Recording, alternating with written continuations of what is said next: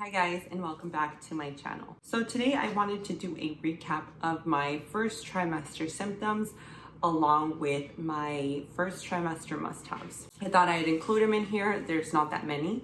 So yeah, let's get going. For starters, as if it already wasn't bad enough of,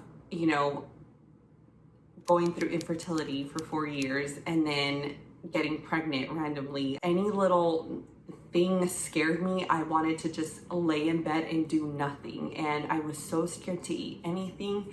I Googled everything I put in my body. So all of that to say that my symptoms, the symptoms that I had, didn't help me at all with my anxiety when I first found out I was pregnant. So these symptoms that I'm about to talk about are the symptoms that I had prior to finding out I was pregnant. So for starters, leading up to the week that I was supposed to get my period, I had very similar period-like symptoms. I had the occasional headache, and then this is TMI, but I'm being honest. And one thing that happened to me always every time leading up to getting my period, every time I would use the restroom, I would go number 2. When I would push, it would hurt. It felt like pressure. And I even felt like a weird, discomfort in my stomach. And I even got scared because, of course, I Googled it. I swear, they say not to Google anything. And while you shouldn't, I am the first one to Google things, so I don't blame you. But I Googled it because it's just, I was super constipated and I felt like a weird pain in my stomach. And of course it showed appendicitis. And I was freaking out because the week before my dad had actually gotten his appendix removed. He said he felt like a really bad pain near his belly button. Mine wasn't necessarily on my belly button. Mine was like, I guess I can show you guys. It was like along the lines of right here. Now that, I guess that was constipation. And I felt really bad pain there. So I started to freak out and I didn't know whether I should go to the hospital because I was like, should I go to the hospital? Like my dad went and, they said it was his appendix. And I was like, I was super bummed because I thought if it's my appendix and I'm supposed to start birth control, to start this process again of IVF, it's probably gonna throw off my plans completely. So I was freaking out. I was so mad. I was like, I can't believe this is happening to me. The week I found out, I remember I was at Trader Joe's and I felt super dizzy.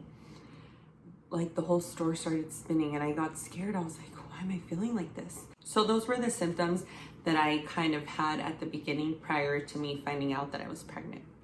Now, when I found out, I didn't get the your typical vomiting, heightened smell, what else, like food cravings. I had very, I guess you could say, mild symptoms. Around week 7 is when every day I would wake up feeling super groggy. Now when I found out, I cut coffee off completely. I felt fine for like a week. I felt normal.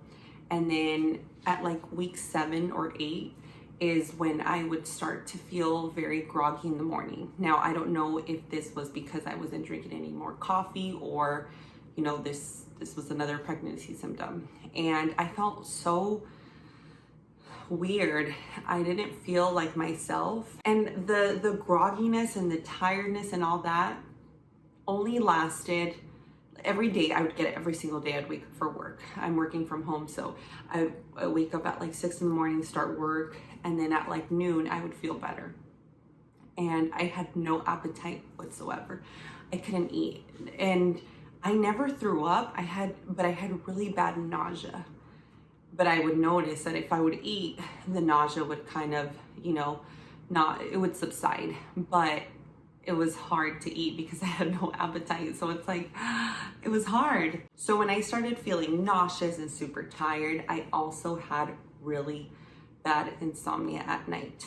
I would try to sleep super early and I would sleep for 4 hours, and then at midnight, like clockwork every single day, I would wake up and I'd be awake till 4 in the morning. So it was really rough.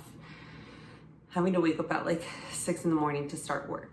So that was another symptom. And then that was basically it. I felt like that.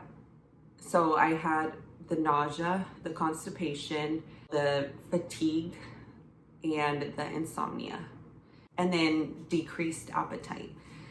And that was basically it. Everyone would ask me, "Oh, have you thrown up?" And I was like, "No." Or they would say, "Oh my God, what are you craving?" I was like, "Nothing. I can't eat anything. I hate food right now." Oh, my breasts were not tender at all. Everyone would ask me that as well. And I was like, "No, my breasts feel perfectly fine." And yeah, that was, like I said, I didn't get any of that. So to say that all of those symptoms that I had, I would still freak out because I would get them every day. But then at some point it clicked in my head that, oh, it's happening in the morning. Like, it's okay. Because then in the afternoon, I'd be like, why do I feel fine? Why do I feel okay? The only thing that still continued was I wasn't able to eat. Food just didn't sound good at all. And I actually lost a pound when I went in for my checkup, and they checked my weight. I had lost a pound, but I had never thrown up. So at the 11th week mark exactly, and I remember because it was Mother's Day, and that's when I turned 11 weeks, I woke up and I felt completely normal. I didn't have that weird morning grogginess, fatigue. I was able to sleep, and I started to freak out. I told my husband, I was like, "Why do I feel okay?" And he was like, "What do you mean? Like, you should be happy." I was like, "No, I'm just scared."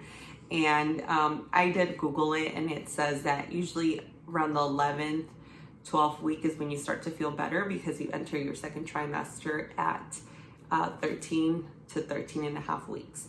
So I was like, okay. I started to feel a lot better, and I was still scared. It's like, if I felt like crap, I felt like crap, but part of me wanted to feel like crap because I would feel a little bit better about myself. I don't know. It's just, oh my goodness. So that was basically it on my first trimester symptoms. It was a roller coaster, and, needless to say that coming into this, being, super surprised, freaking out, my symptoms did not help me whatsoever feel better about, myself, about being pregnant. Because like I said, I was freaking out because I'm like, why do I feel normal? So now I want to show you guys my first trimester must-haves. So my first trimester must-haves are water. Well, not water, but something to put water in, because they do say that you need to drink a lot of water when you're pregnant to prevent UTIs. And I found this one super useful. It's 64 ounces. I drink a lot of water. So it's 7 o'clock. So I drink more than 64, excuse me. But this kind of, if you don't drink enough water, this is a good water bottle to keep yourself accountable for drinking water. So it starts from 7 a.m. to 9 p.m. So 64 ounces, and they have these on Amazon, different colors. I got my mom one too because she liked it, and they have bigger ones too as well. But anyway, yes, this is super useful, and as well as these two lotions. So the first one is the Burt's Bees, and it is the belly butter, and it has a little pregnant woman right there. My mom kept saying, look for the one with the pregnant lady on it. They say stretch marks are genetic, and my mom didn't get any, so maybe I will, maybe I won't, but I figured I would still prevent it, because you never know, maybe they could happen to me. So I started putting this around 8 or 9 weeks because my stomach started feeling super itchy. So I put this all around my stomach, and so far I haven't had any stretch marks yet. So I'm not gonna speak too soon, but I haven't had any yet. And yeah, I don't like how it smells though. It smells, I don't know how to explain the smell. It doesn't smell good. It's like a very bland smell, I guess you can say, but I mean, it's done its job so far. It definitely makes me feel super moisturized and I like it. They have another one that I saw at Ulta and it's straight up shea butter, but I felt like it was too thick. And this one is more of a lotion consistency, so yeah, I've been using that. And also, I'm so sorry, I'm out of breath. I like ran up the stairs earlier and I still can't catch my breath. But this is the Ultra Repair Cream by First Aid Beauty. And it's the pomegranate.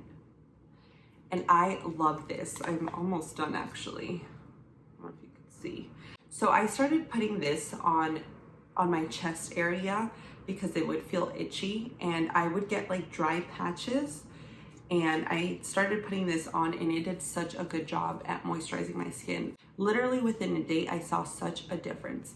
So I love this. And lately my face has been getting super dry. So I started putting this on my face and it did such a good job at making me feel super moisturized.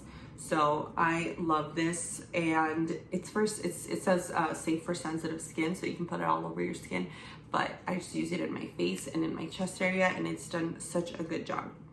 Now, another pregnancy must-have is a pregnancy pillow. I was gonna hold off on buying it till I got a little bigger, but I actually bought that like early on because I already had trouble sleeping and it was just so uncomfortable. And then you hear that you should sleep on your sides. So I usually tend to sleep on my back so that if I would turn, I wouldn't fully turn on my back because it has the other side to support. I'll go ahead and show you right now. So this is my pregnancy pillow.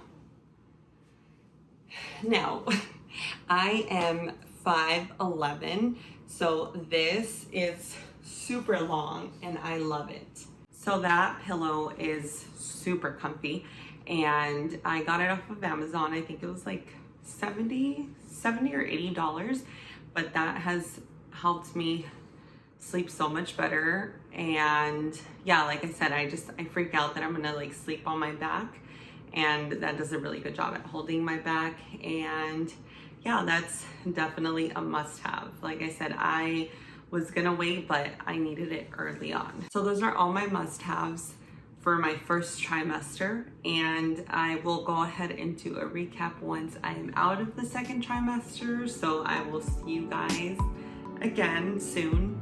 All right, bye.